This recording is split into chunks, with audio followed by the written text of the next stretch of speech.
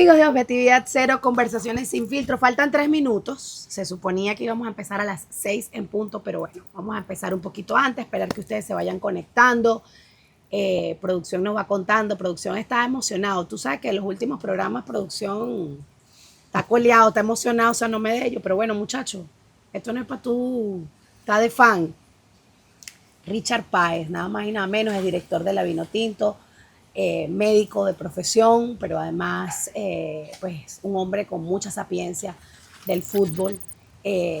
Fuiste jugador, sudaste la camiseta, lo hablábamos antes de empezar.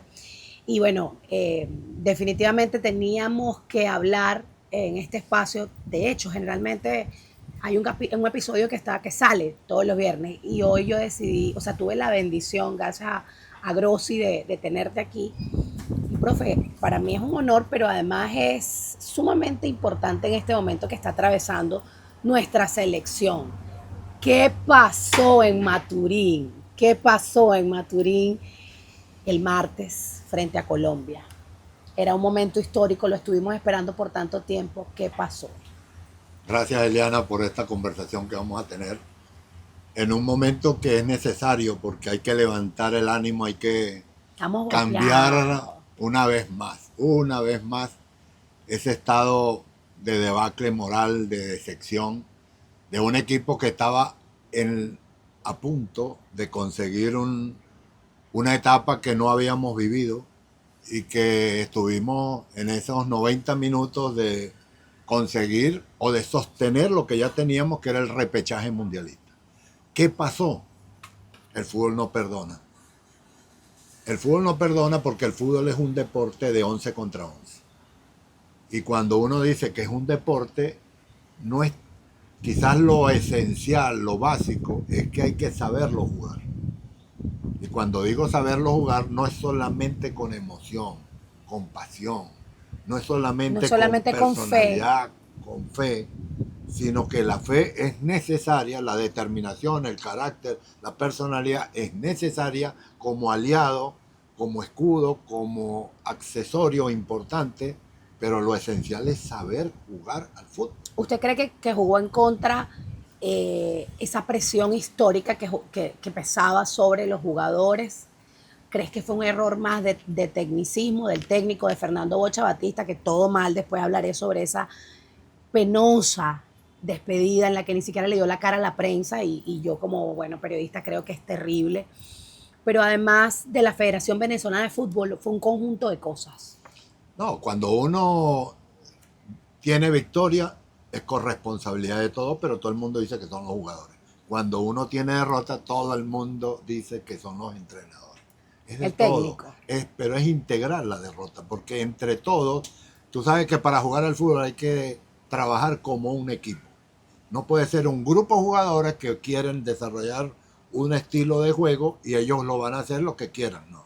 Para eso están los técnicos que idealizan, planifican un estilo de juego, escogen jugadores con un perfil característico para jugar ese estilo y después desarrollan un plan, una metodología de trabajo, de entrenamiento que se transforma en un hecho real el día del partido. Lamentablemente esta selección había estado en deuda con el fútbol. Se había visto, Con el sí, país. Además, Maturín había sido una sede en la que invicta, no se había perdido. pero es lo que te digo, se había ganado los partidos, se habían empatado, pero no nos había dejado a los hombres de fútbol, a los que tenemos un poquito más de profundidad de conocimiento de lo que significa jugar al fútbol o de saber jugar al fútbol, no se veía un equipo que fuese o que irradiaba confianza futbolísticamente hablando. Entonces, ese día contra Colombia, lamentablemente Colombia, jugando primero a media máquina, porque Colombia no empezó con esa Pero actitud ¿cómo de si es que demolerte. parecía que Venezuela iba con todo? Los primeros 25 No, bueno. minutos fueron unos 25 minutos de una selección que merecía ir al Mundial. Al minuto 2, yo le estaba contando cuando llegó, ya Matías había empezado a llorar, porque ese gol de Telasquito fue un golazo. O Bolas. sea, ¿qué pasó? Bueno, porque es lo que te digo, el fútbol le pusieron 20, 25 minutos de corazón, de entrega, De pasión. de pasión, pero cuando el otro equipo reaccionó y comenzó a encontrarse con su juego. Consiguieron el empate empezando el segundo tiempo con el 2-2. Ahí hubo un cambio que para mí fue lo que hizo el verdadero debacle, desde el punto de vista de funcionamiento.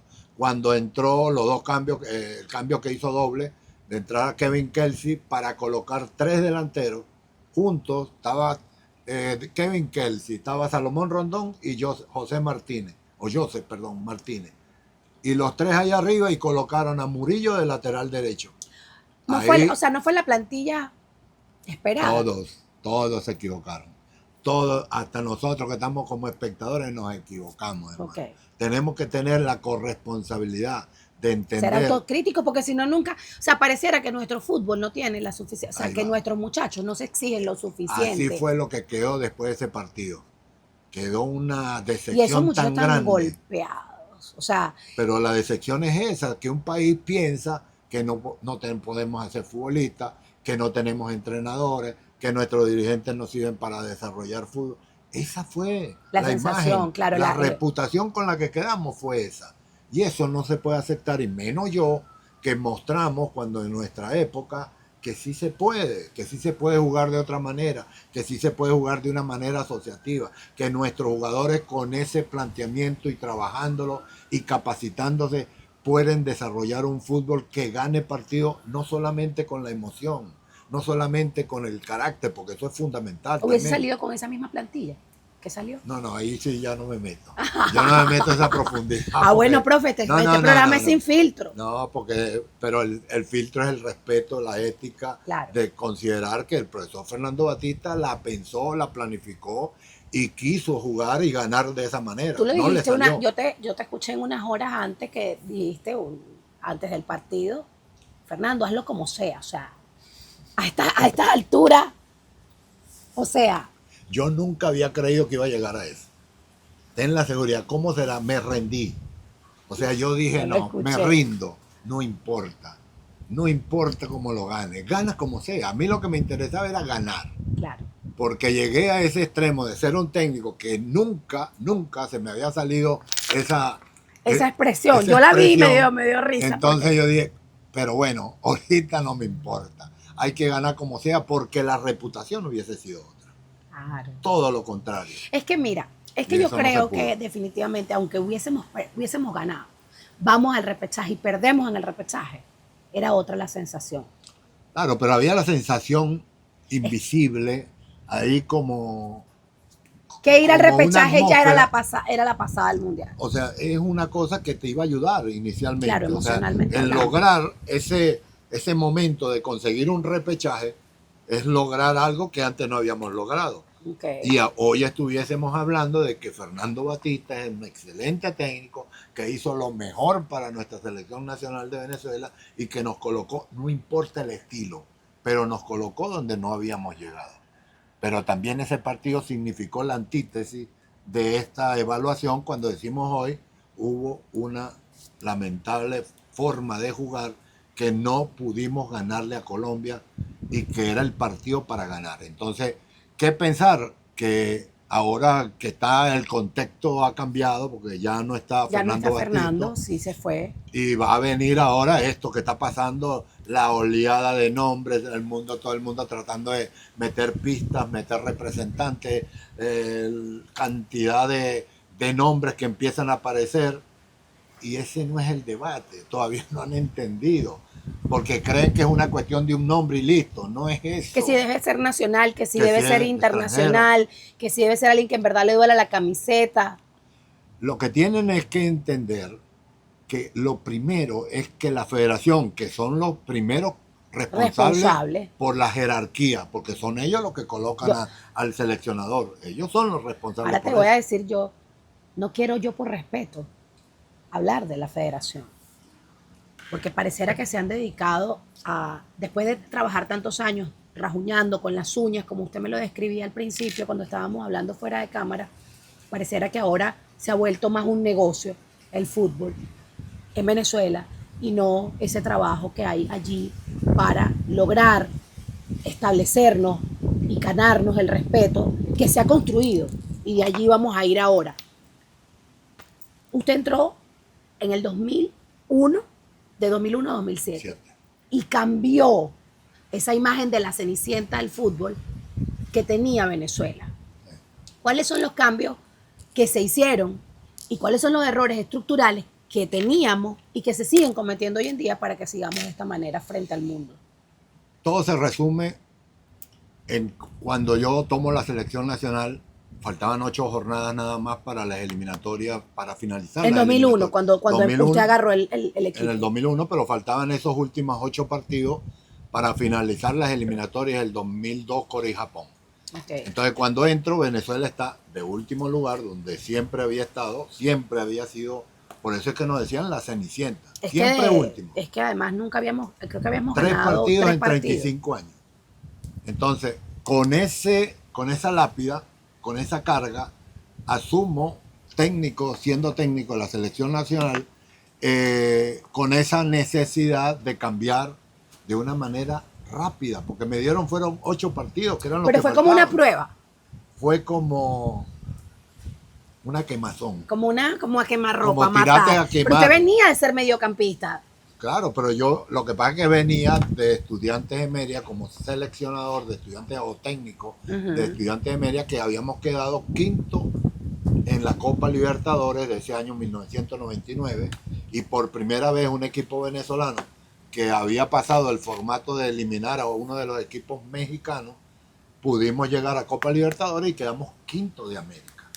Eso fue la primera vez que sucedió. Entonces, con ese peso fue que la prensa, había una tendencia en el país de que no podíamos seguir como estábamos con el equipo últimos otra vez, y cuando golean a Venezuela en Ecuador, desde Ecuador me llamó el presidente de la federación para sustituir al profesor Pastoriza, que era el que dirigía la selección. ¿Le dieron esos 8 partidos? Como diciendo, tú que has criticado tanto, tú que has hablado tanto de cómo es que debe jugar la selección, porque yo era el único técnico en el país que lo decía en público. Los demás lo decían a lo mejor a escondidas, pero yo lo decía en público. Decía, esa selección no representa el sentimiento del futbolista venezolano. Todavía no podía decir del venezolano, porque el venezolano estaba acostumbrado a ver su selección perder. Y cuando a mí me entregó la selección Rafael Esquivel, él me dijo, mira carajito, porque él hablaba así, tú eres capaz de agarrar la selección y hacer lo que tú dices que vas a hacer, que vas a cambiar todo. Y tú no me conoces, Rafael, tú no me conoces, tú vas a ver cómo es que juega Venezuela, cómo es que juega. ¿Y lo cambió? Lo demostramos. Porque además en Copa América, en las Copa Américas que le tocó, porque creo que le tocaron en su gestión dos Copa América, dos eliminatorias, hubo una... Lo que hubo fue un cambio, todavía estamos transformando la mentalidad. Hubo un rol transformador. Esa es la generación transformadora, la que hicimos nosotros, de aquella Cenicienta a la que hoy nos reconocen como la Vinotinto. No pudimos llegar al Mundial, que es lo que mucha gente dice, pero tú tampoco llegaste al Mundial. No, es que era como saltar de la nada. Era como gatear a correr. Ir a buscar allá en el tercer o cuarto piso, que es donde uno llega en esta, y menos con 4 cupos y uno solo de repechaje. Y se ha hecho una evolución, porque sí la hay. No, sería muy mezquino no decirlo. Pero la gente quiere resultados más que un cambio de imagen y de marketing, que es lo que pareciera. Pero más que saliendo de ese tipo, yo digo, de proceso colateral que existe, que es la parte económica, el patrocinio, el que se gasta mucho, la organización, esos son elementos que son diferentes. O sea, es diferente a lo que yo trabajé, que no teníamos apoyo de nada, a hoy que tienen apoyo exagerado de todo, de todo. Entonces, en aquel momento pudimos sobrepasar todas esas limitaciones. Pudimos sobrepasar o superar que nuestros jugadores no eran internacionales, eran del campeonato local. Pero lo importante es a donde yo quiero ir. El seleccionador nacional de Venezuela tiene que comprender, el que sea, el que venga o el que ya pasó pero que no lo comprendió, el que sea de aquí en adelante, tiene que entender que el camino, la vía, el método en donde Venezuela verdaderamente podrá llegar a ser mundialista es cuando tenga un equipo que quiere ser protagonista en la cancha, que no dependa del rival. Profe, pero ¿usted cree que esos muchachos que Rondón, que ese muchacho, que Salo, que todos ellos, que Rincón, no querían hacerlo. No es querer, es construir una metodología que el jugador sienta que en la cancha lo está haciendo para ganar.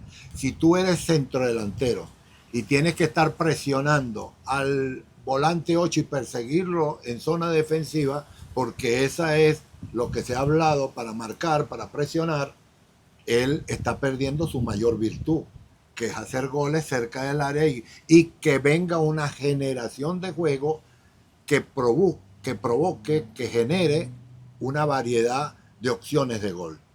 Las opciones de gol de Venezuela en este proceso eran centros, eran lanzar pelotazos para pivotear Salomón, o tiros libres o córner.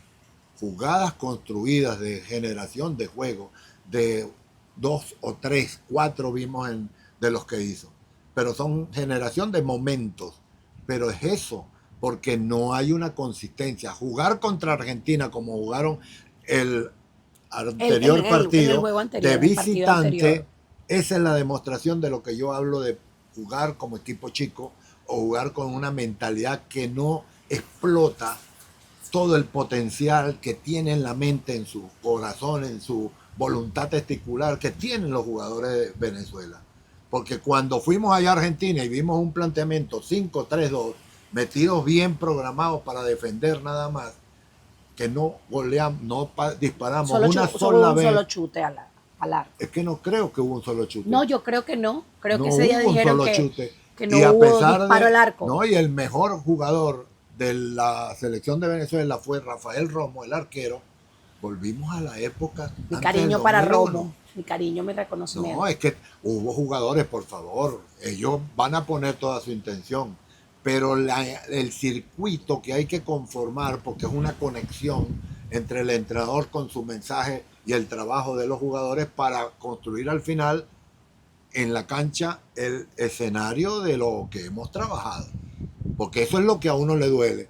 No puede ser Savarino que interpreta ese jugador de talento que tiene una versatilidad de creación de juego, que se le nota ser el 10 de Botafogo, un jugador venezolano 10 de Botafogo, y que no esté incluido en el partido más importante de la historia. Eso le iba a decir. Allá es donde voy. ¿Cuál es la mentalidad que había? ¿Qué jugador que no es titular debió estar en esa? Yo entiendo que usted sabe, como en un tema de honorabilidad y de ética, no va a criticar esa plantilla, pero por supuesto que sí, habían formas. Yo no sé de fútbol, no a ese nivel, jamás. O sea, lo sé como espectadora y con la felicidad que me da que mi país consiga cosas en cualquier ámbito que sea, pero hay jugadores que tal vez debieron estar allí.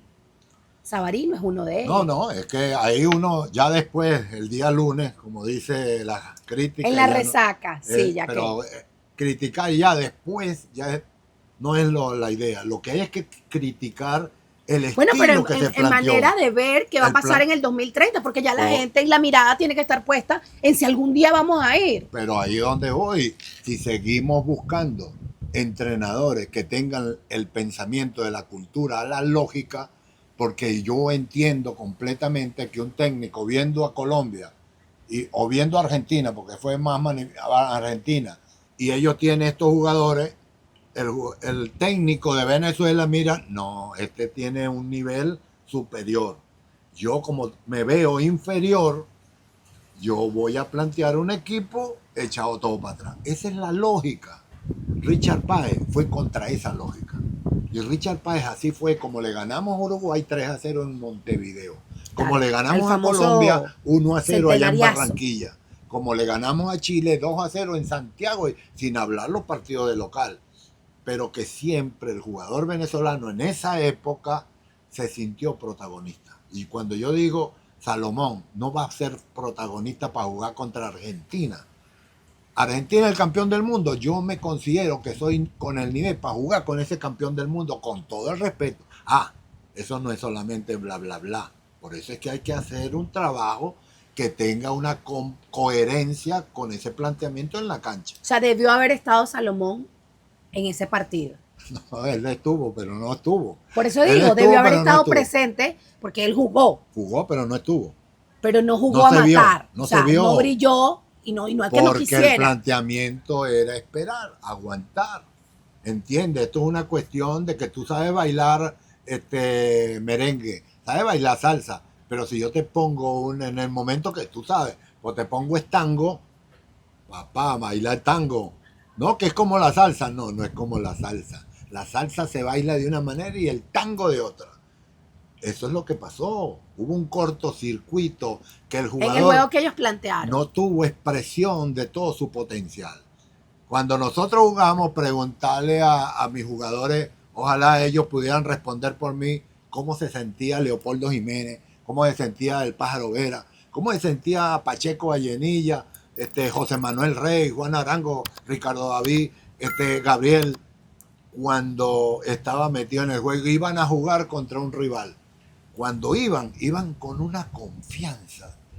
Se la creían que iban a ganar. Pero se la fue sembrando, porque Pero además se la ¿y exigía como entonces director. cuánto tiempo van a esperar para sembrarla? Y yo la sembré en 8 partidos. Bueno, profe, pero... No, es ahí donde yo voy. Es que es creérsela. Es creérsela, pero hay que pero tener además un trabajo. ganársela. No, sí, pero hay que tener un trabajo, porque el jugador, ¿por qué confío en Richard Páez, el jugador? Porque el primer partido, el primero, me tocó a mí debutar contra Marcelo Bielsa en la Argentina, allá en el Monumental de River, donde acaban de jugar, en el 2001. Allá fuimos a debutar Richard Páez con su selección, primera vez que la tomaba. Y sabes cómo yo empecé la charla a mis jugadores ese día en el hotel antes de irnos. ¿Cómo? Cuénteme eso. Yo aquí estaba un mesón, porque estaba parado como en un mesón, y le di, hoy le ganamos a Argentina, carajo. Los carajos me dijeron, ¿cómo, profe? Hoy nosotros vamos últimos. ¿Cómo le vamos a ganar? Hoy le ganamos a Argentina, porque planteamos un equipo en donde tanto creía yo en ellos, que colocaba un arquero y los 2 centrales. La primera orden, la esencial: no me pueden rechazar balón. Usted en ese momento era Rafael Dudamel, no me puedes lanzar la pelota al 9 para salir a ver qué pivote. No. A mí me sale jugando con los laterales, con los volantes que se van a tirar en posiciones, pero aquí ustedes 3 son los iniciadores del juego. Tienen que defender, pero claro, para armar jugada, para crear el juego bonito. Para crear una construcción en la mente, porque primero hay que aquí convencerlo. Después los laterales eran laterales volantes, jugadores no marcadores de punta, sino jugadores que empezaban y salían a conectarse al medio campo. 2 mediocampistas que no eran marcadores o recuperadores, como siempre jugó Venezuela, con 2 o 3. Todavía juega a veces con 3 mediocampistas en marca, con 2 volantes que eran volantes mediocentro o volantes mixtos. En aquel partido fue Luis Vera y Chuy Vera. Fueron 2 jugadores que tenían mucho manejo y juego de balón. Y ganaron. Ya te voy a decir. Y después conseguí 2 volantes por fuera. En ese momento Juan Arango lo tuve en la banca ese día. Y estuvo Gabriel Urdaneta y Ricardo David Páez. Y arriba, 2 delanteros, Fernando Ornella y Caricari. Primera pregunta: ¿ese equipo salió a defenderse o salió a buscar el partido? Ese equipo, por las características en la cancha, salió a buscar el partido. ¿Qué quería yo? ¿Ganarle a Argentina? Puta, tendría que haber sido un mago, porque la diferencia era abismal. Y Bielsa en ese equipo lo tenía en otro nivel. Ese día perdimos 5-0. Dios mío. Pero tú ves el partido, tú reconstruyes lo que sucedió. Perdimos por goleada contra Argentina, no pudimos porque era demasiada la diferencia. Pero le ganamos por goleada a la Venezuela del temor, a la Venezuela que dice, no se puede jugar así, ¿cómo van a jugar contra Argentina ya así? Que tiene que le tiene respeto. No, que se metan atrás, que defiendan, que aunque sea 1-0, pero si se meten atrás, le metieron, ¿cuánto fue? 3-0, y eso que jugaron ya en una fiesta, en un homenaje, finalizando. 3-0 le metieron ahorita defendiendo.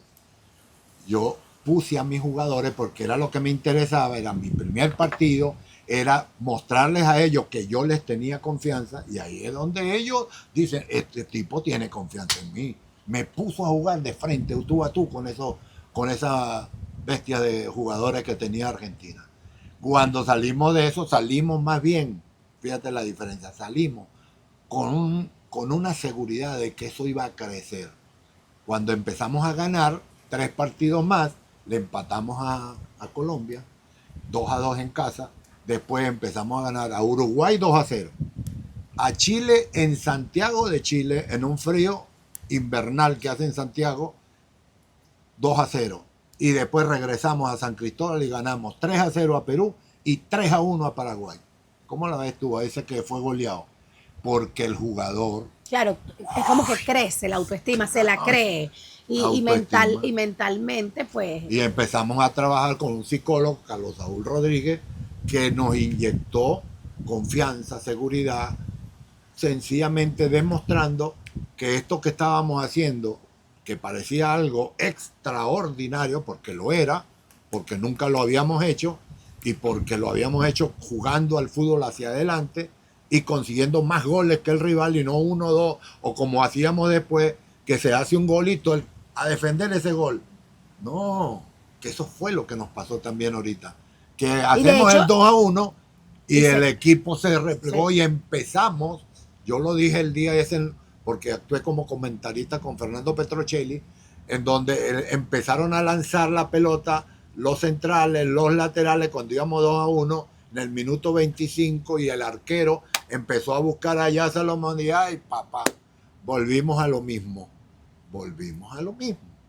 Y es que, pareciera que ya al final, eso del minuto 75 en adelante, había ya una desmoralización. Y yo siento que hoy, ya que no hay nada que hacer, porque ya pasó lo que pasó. Pero hay que aprender de eso. Hay que aprender, pero yo siento que en este momento, país, porque además, bueno, situación país, hemos llevado más palos que Cristo con los judíos. ¿Qué habremos hecho los venezolanos? Coño, yo no sé, profe, pero si usted que tiene más sapiencia que yo, puede que me diga, no sé, si le robamos el tetero al niño. No sé, ¿a quién fue que golpeamos? Le pensamos hasta mal, perdón, no fuimos nosotros. No fuimos nosotros, pero entonces venimos de un trancazo tras otro y tú te miras y dices, no vale, déjame recoger mis cosas y me voy. Y así, esa es la sensación agridulce que tiene la gente ahorita. Quedó decepcionada, quedó con la moral muy baja el país, porque es un golpe demasiado inesperado. Pensábamos que podíamos pelear el repechaje con la suficiente fortaleza moral, porque era lo único, que habíamos visto como un efecto positivo, que el grupo estaba entregado, estaba comprometido con lograrlo, pero el fútbol se necesita jugarlo. Entonces, ahí se demostró. Jugar para ganar. Pero es que es un juego.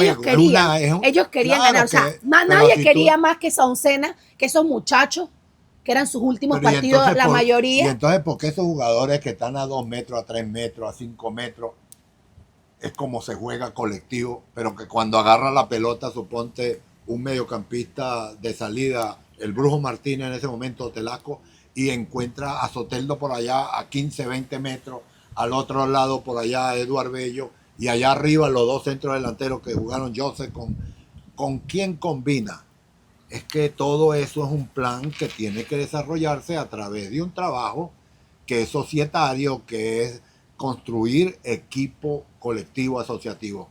Mejor dicho, la versión moderna, construir el fútbol de los sincronismos. Profe, tenemos gente conectada, gracias a todos por estar aquí. Fabiola Grossi, te amamos, gracias por estar aquí. Ella me dijo que es el mejor abuelo del mundo. Yo cumplí, ese era mi compromiso. Fabiola, Dios te bendiga. No pueden crecer en el fútbol sin críticas del fútbol. El fútbol requiere críticas, dice Food de repente. Si no clasificaron ahora, que son 6 cupos y 1 de repechaje, ¿qué podemos esperar para el futuro? Pues vendrá una eliminatoria, yo creo que hasta más cercanas para clasificar, porque va a ser el mundial en donde estará Argentina, Paraguay y Uruguay de sede. 3 equipos de los 9.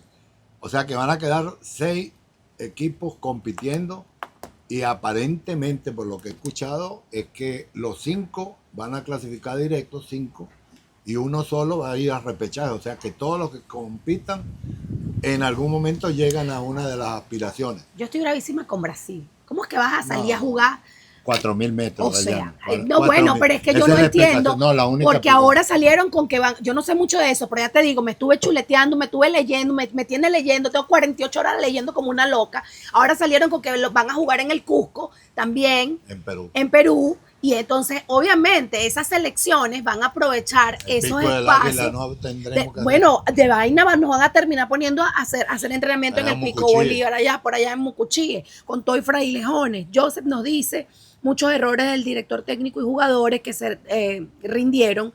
Es más fácil buscar talento joven afuera. Eso quería preguntarle, profe. El semillero, ¿qué se va a hacer para corregir los errores desde el semillero? Y cuando uno habla de un proyecto integral, tiene que ir al país, porque es en el país donde se empieza a hacer las cosas bien. Pero hoy en el país se están haciendo no tan bien, para no decir no tan bien. ¿Por qué razón lo digo? Porque el fútbol profesional tiene muchas deficiencias de competitividad, de nivel de competitividad. Somos muy buenos a nivel local, uno ve buenos, de repente algunos buenos partidos al nivel local. Cuando salimos a nivel de Copa Libertadores o Copa Suramericana, nos regresan en las primeras rondas. Y eso ha pasado en los últimos años muy seguido. Son muy pocos esos equipos que de repente pasaron a segunda ronda. Hay que trabajar entonces semillero, hay que trabajar allí. Y en cada equipo tiene que haber un trabajo de semillero. Después estamos hablando de los equipos por estado. Formativos, ¿no? De equipos profesionales que tienen su escuela, su academia, su desarrollo y que compiten entre ellos en las ligas élite o las ligas de junior, como llaman en este momento. Todo eso es necesario, pero no se logra. La federación debería de conformar congresos, eventos para la formación de nuestros entrenadores, tanto amateur, incluso los profesionales, que tengan la oportunidad de intercambiar, de presentar proyectos o charlas entre ellos para diseñar un crecimiento en ese sentido. O sea, por lo menos estructurado. O sea, hay inversión ya, hay un poquito más. O sea, claro que hay, pero que se haga notar, que se vea, porque todo queda a lo mejor en el papel o en una planificación. Y así no se va a terminar. Y en eso somos especialistas, en planificar. Pero construir, hacer las cosas, eso es lo que nos ha faltado. Entonces, hoy, yo te digo, para mí, hoy en Venezuela, el punto de esperanza que veo es lo que está trabajando la Sub-17 actual, que está haciendo con Osvaldo Vizcarrondo un grandísimo papel. Increíble, sí. Porque está haciendo un equipo desde las bases, como debe hacerse, porque él lo vivió cuando fue de nuestra categoría sub-17 y sub-20. Cuando yo estaba en la absoluta, ellos comenzaron en esa categoría sub-17 y sub-20. Y después lo tuvimos en la sub-20 y después lo tuvimos en la mayor. Le hicimos el proceso que debe. Y eso es lo que cree usted que debe empezar a hacerse para que en 2030 podamos llegar con esa coherencia, que lo que está haciendo bien, que todo el mundo lo evalúa y uno dice, este técnico, Osvaldo Vizcarrondo, está trabajando con una idea de futuro, pero sembrando fútbol en estos jugadores. Cuando tú ves hoy esa categoría sub-17 que va al Mundial, que se lo ganó, va al Mundial sub-17, uno dice, cuando hay partido de ellos, uno se alegra. Son 90 minutos, perdió, no importa, yo me alegro verlo jugar con la calidad, la mayoría los gana. Pero puede perder porque no garantiza. La gente cree que es que no, que habla que se juega bonito y eso se juega con calidad y va a ganar todo. No, no ganamos todo. Ganamos con la calidad que se merece el equipo cuando juega mejor que el otro. Y considero, o que por lo menos mete más goles en el arco rival. Pero considero que lo que está haciendo Osvaldo te da una garantía hacia el futuro que vamos por el camino correcto. ¿Y crees que ese sea el incentivo de los niños que están venezolanos de esta diáspora? Además, estos más de 8 millones de venezolanos que están fuera, que tienen a sus hijos y que muchos de ellos juegan, a que esos chamos quieran representar la camiseta. Eso es un sentimiento que se ganó desde el 2001. Eso estoy convencido. Antes del 2001 la gente quería ser beisbolista en la mayoría. Beisbolista, basquetbolista, otra cosa. Futbolista por entretenimiento, después me voy. Pero futbolista como hecho de profesión de vida era muy poco. Después del 2001 se ganó en el país una convicción de que llegar a la Vinotinto es un privilegio, era un honor, es lo máximo. No hay mejor equipo para un venezolano, ni el Real Madrid, ni el Barcelona. Esa es la mentalidad. Eso se lo hice yo en el año 2000 a los muchachos sub-20 de Venezuela. Los puse con una pizarra y al frente de ellos a que me dijeran en qué equipo ellos, en su equipo, en su imaginación, quisieran jugar su máximo nivel de fútbol. Cuando yo me di cuenta que anoté los 20 equipos, ni uno había marcado a la selección nacional de Venezuela. Todos ponían Real Madrid, Barcelona, el Leverkusen, el Bayern de Múnich. Pero creo que ese trabajo está hecho. Eso ya Está hecho. Ahí está. Porque yo tengo un Ahí muchachito está. que tiene 12 años, Ese. que se vino de Venezuela al año y medio, no se acuerda de Venezuela, no tiene noción. Y yo me sentí tan mal ese lunes, porque ese niño estaba tan frustrado, tan dolido y tan acongojado. Ese martes. Ese martes, ese día después, y me dijo, y yo dije, coño, yo sí es verdad que la estoy poniendo la torta. Yo le estoy sembrando a este pobre muchacho un amor por una vaina, pero no soy yo. Es que él quiere esa camiseta. Y de hecho me ha dicho, mamá, si nuestro país se arregla, yo quiero ir a jugar a Venezuela. Y eso pasa, mucha gente, muchos chamos. Aquí tengo chamos preguntándome, yo quiero ir a jugar allá. Entonces, hay un trabajo, se hizo. Lo que creo es que hay que reestructurar un poco el tema de ese juego atrevido, ese juego, creer que el fútbol, sembrar el fútbol. Hoy vuelvo a decirte, el debate no puede ser quién es el que llega, qué nombre llega, para que nos dejen otra vez tranquilos. Porque es que tuvimos hasta Peckerman, ¿vale? Que venía de una Argentina. Mira lo que nos hicieron. O sea, nos por favor. a Peckerman y quedamos en el Bocha Batista. En Bocha Batista, o sea, yo creo que no tiene que ver con el eso nombre. No tiene que ver con misericordia. No tiene yo no sé mucho de eso, profe, pero tú ya te digo. Pero eso no tiene. Estuve haciendo la tarea. Ese acto de primer momento, eso no tiene misericordia. Y hoy, cuando ya ha finalizado el proceso del profesor Fernando Batista, uno no puede estar en esa que tienen ahorita, esa oleada de nombre, y es un circo de nombres. ¿Quién empieza? ¿Quién tiene tu vaso? No, pero yo te voy a preguntar a ti si tú quieres volver. No, yo sí. Ah. No, yo sí. Yo sí. Porque yo sí quiero volverle a mostrar a Venezuela que sí tenemos jugadores de fútbol para jugar de tú a tú con quien sea. Eso lo hice yo en el 2001 al 2007. No lo voy a hacer ahora con más experiencia, con más sabiduría y con más control emocional. Claro que lo quisiera hacer. ¿Qué hubieses hecho diferente? No, ahorita ya no vale eso. No estoy hablando de ahorita, de esa época, con esa sabiduría que tienes ahora, con esas canas que tienes ahora. No, quizás, al Richard de antes. No, hubiese entendido que lamentablemente el descontrol que yo provoqué porque ganábamos, porque empezamos a conseguir resultados y la gente se distorsionó tanto que ya pedía que perder contra Argentina allá en Argentina era 1-0 o 2-0, era uy, qué mal. O sea, logramos llevar a ese espíritu de... ¿Tú crees que somos demasiado unos positivos tóxicos? Un poquito. Ese es el gran problema del venezolano, que se va.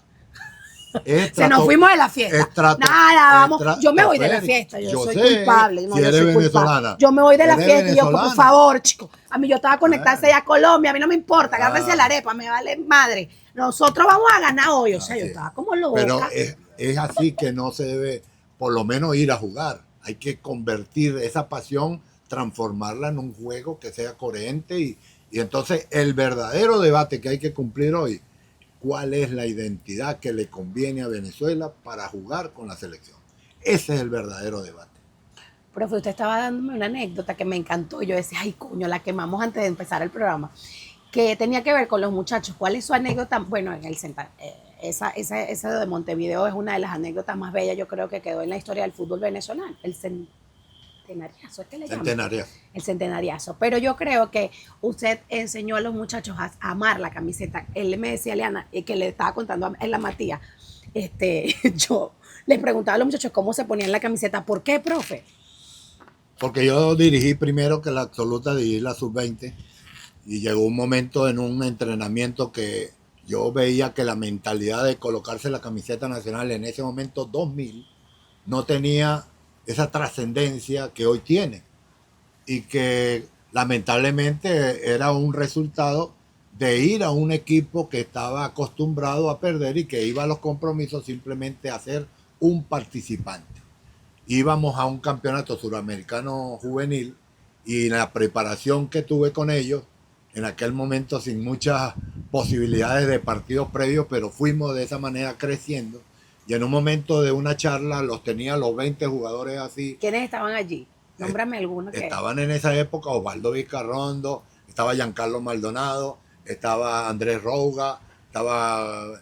no me salen todos porque tengo ahí... Bueno, 20 jugadores que estaban ahí y en un momento determinado yo le pregunté a alguno de los jugadores que teníamos cada uno nuestra camiseta vino tinto, yo le pregunté, ¿cómo te pusiste tú esa camiseta? Él me miró, profe, ¿cómo me la...? Sí, esta mañana para venir para acá, para empezar después el entrenamiento, primero esta charla, ¿cómo te pusiste la camiseta? Entonces él me dijo, profe, yo me la metí por la cabeza. Y otro por allá, con aquella calidad de venezolano que somos, dijo, profe, yo la tiré y me metí. Coño, yo dije, no. Ustedes no han entendido nada. Ponerse la camiseta nacional de Venezuela, la Vinotinto, ponérsela como una camisa casual, voy a un baile, ¿Cómo? No, ustedes no se la saben poner. Ustedes, por favor, se la quitan. Y lo hice quitar. Y mandó a desnudar a aquel. Joda, quítense esa vaina y me quité yo también la camiseta para enseñarles cómo era que se tiene que poner la camiseta nacional.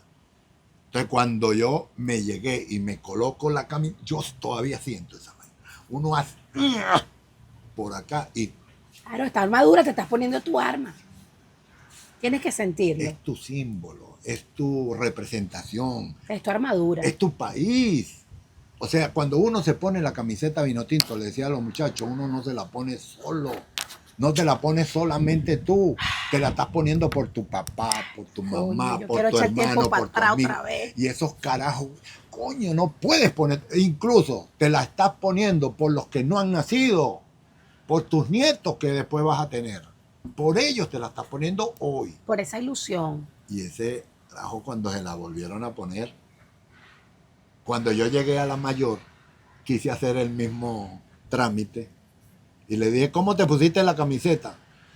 Y el primero dijo, profe, yo le enseño. No los agarraste con los pantalones abajo ahí. ¿Crees que eso no se sabe? Eso, aquí hay mucho chismoso en este mundo. Y todo el mundo habla lo que tiene que hablar y lo que no. Un jugador emblemático de esa época en la que estuviste tan maravillosa. Todos. Que haya quedado para ti. Todos. Tú sabes que es ver jugar a Venezuela en cada una de las posiciones con esa calidad que veía. O sea, yo voy a destacar a Juan porque indudablemente es nuestro estandarte futbolístico por lo que ha logrado, y claro. Porque tiene una virtud que muy poco en el mundo tienen, que es la virtud de esa pegada que tiene. Pero ¿cómo le voy a restar el mérito a Angelucci, a Dudamel, a Pacheco Vallenillo, Héctor González, o a Jorge Rojas o Jonay Hernández, que llegó después y se integró como si fuese de allá de Betijoque o de cualquier zona del país? Los dos centrales, Leo Bielma con Chichero o José Manuel Rey, por favor. O sea, no le puedo quitar ese mérito a esos muchachos, Paro Vera, Miki Meavitale, Leopoldo Jiménez, jugadores que se enfrentaban a los Piojo López, a los Muñecos Gallardo, de tú a tú. Uno sabía que los tipos estaban por allá y nosotros por acá, pero ellos con su mentalidad y con su juego, que perdíamos o ganábamos es otra cosa, pero que se veía de afuera que estos tipos estaban creciendo como para ganarle, eso es el legado que dejamos. Si tú agarras la Vinotinto hoy, ¿cuál sería tu primer paso?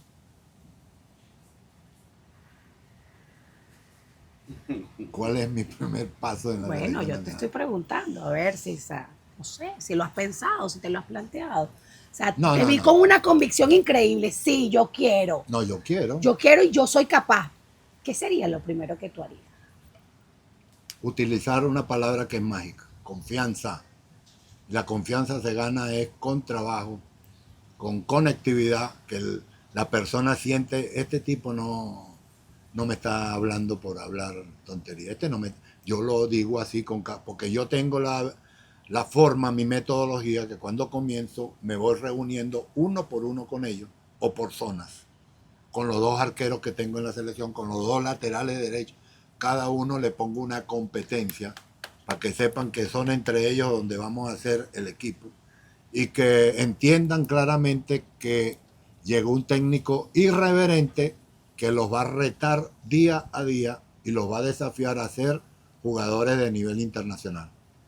Que lo de la mayoría lo son, están jugando para otros clubes. Pero te vuelvo a decir que la internacionalidad se les nota, porque no se notó.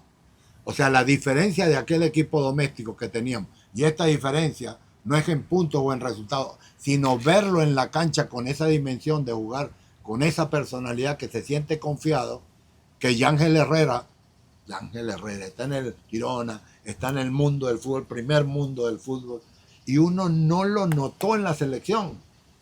Algo pasó, ¿por qué no se conectó con él mismo? ¿Qué le pasó? Eso es lo que yo sé, ganar conexiones en la mente y en el corazón de mis jugadores, porque los retaría a jugar como vino tinto, no como cualquier jugador. Profe, un mensaje para esa fanaticada y esa gente que está tan golpeada. Yo porque soy una... Es que en Venezuela... Yo soy una positiva tóxica y yo digo, bueno, sí, yo siento que pasó con la vino tinto como pasa con el país. Hay gente que me dice, Venezuela no sirve, eso está dañado, se dañó para siempre. Y yo siento, y siempre le hago la comparación, yo sé que es un poquito cursi, pero siempre le digo a la gente, bueno, Venezuela es como tu mamá. Tu mamá está viejita, puede que esté jodida, perdón el francés, puede que esté enferma, pero esa es tu vieja. Y tú no me dices a mí que después que te dio todo lo que te dio, incluso si no naciste allá porque te dio parte de tu identidad, tú la vas esa vaina, se cierra las puertas, porque ya cerramos la empresa. No, creo que no. Creo que somos muy ingratos y muy duros, porque amanecimos siendo técnicos todos después. Lamentablemente siempre ha sido así, siempre. Lamentablemente. Pero hoy Venezuela, que está, yo no sé si acostumbrada, pero le han dado tanto golpe que uno más pareciera es uno más. No, yo siento que este no fue uno más. No, este nunca fue uno más. Yo siento que esta vez fue un golpe doloroso, desgarrador, en el ego, en el alma. O sea, suena cursi, pero lo es. No, porque se rompió un cristal que para ir a recoger los pedacitos va a ser muy difícil. Cuando uno dirige como líder un equipo de fútbol y recibe un mazazo de ese calibre, la próximo paso que hay que construir es aumentar la confianza para después aumentar la autoestima, porque la autoestima se cayó. Entonces lo único que te toca es enfrentar con la cruda realidad los problemas que explican el problema del golpe, del trancazo. Si nos quedamos solamente, no, es que no tenemos, no, es que no son capaces, no, es que hay imposibilidad para lograr lo que tanto hemos luchado, seguiremos en lo mismo. Entonces la única forma de sobresalir, de forjar el carácter para convertirlo en algo positivo, es enfrentar lo que hicimos mal, porque es la única forma. Y eso es el papel, es adentro. Por eso es que es tan importante, y lo vuelvo a decir, no se puede volver a equivocar la Federación Venezolana de Fútbol, que es la responsable en la escogencia del nuevo técnico. No eso es determinante para empezar a levantar la moral. Es determinante. Esa es el punto de partida. Esa es la decisión más importante que tiene el presidente de la Federación Venezolana de Fútbol, escoger al seleccionador nacional. Porque esa es la guía, el faro. De acuerdo a lo que vemos ahí, eso irradia una serie. Si el equipo y trae un técnico que demuestre esa capacidad de mostrar el compromiso, y lo vemos a través del equipo, que empiece a jugar con ese juego colectivo y como yo llamo de equipo grande, eso de una vez se le busca la vuelta. Profe, antes de terminar, Venezuela tiene unos juegos amistosos. En octubre y noviembre. Acá, de hecho. está preparada ya para salir allí. Bueno, tiene que estarlo porque le toca, los tiene. ¿Qué puede hacer la Vinotinto allí para tratar de... Yo quiero ver un equipo que juegue diferente. Con eso me confundo. No, no vayan a pedir, no, queremos ver un equipo que ahora le gane a Argentina, que va a jugar es contra Argentina. No, a ese lo queremos ver. Hermano, salgan de... Es como cuando uno cae en una quiebra y quiere ser ahora millonario. No, papá, para eso tiene que haber salido algo, un milagro atómico que salió. Para esa salida tienes que ir gradualmente cubriendo espacio y va. Pero que muestre un equipo que uno de una vez perciba que están jugando en forma de confianza. Con garra. Es que la palabra garra no me gusta. Con Ajá, fútbol. entonces, ¿cómo? Con fútbol. Con fútbol serio. Con fútbol. El fútbol se conecta uno con un compañero, me la devuelve, voy para allá y empieza uno a sentir. Creativo, emocionante. Se están divirtiendo con responsabilidad. Los equipos grandes, uno ve hoy jugar química a España, ve jugar a Portugal, ve jugar a esos equipos como juegan asociados, colectivos así. Y uno dice, ¿cómo no vamos a poder hacer nosotros eso? ¿O es que esos son extraterrestres? A eso voy yo. Se le salió mis jugadores, sí, no importa. Que me salga, porque yo soy el gocho de adentro y por eso es que siempre tuve ese espíritu competitivo y el fútbol está en mi corazón. Profe, gracias. Gracias, Eliana. Gracias por estar aquí, gracias por este espacio, por este pedacito de tiempo, por tan receptivo y tan generoso desde el inicio, ni siquiera lo dudó y lo agradezco profundamente. Con todo gusto estuve aquí. Yo amo profundo, desde el fondo de mi alma, este país. Y me seguiré poniendo la camiseta, aunque yo no juego, pero ni burrufío, pero me la pongo con mucho orgullo. Amén. Creo que pueden venir cosas grandes. Eres Vinotinto, tú hubieses jugado conmigo, no, hombre, goles por todos lados. Por aquí, para allá, para aquí, por lo menos lo vuelvo loco a punta de grito. Mire cómo quedé. Gracias a ustedes por habernos acompañado, profe, un placer tenerlo por aquí. Chao, mi gente.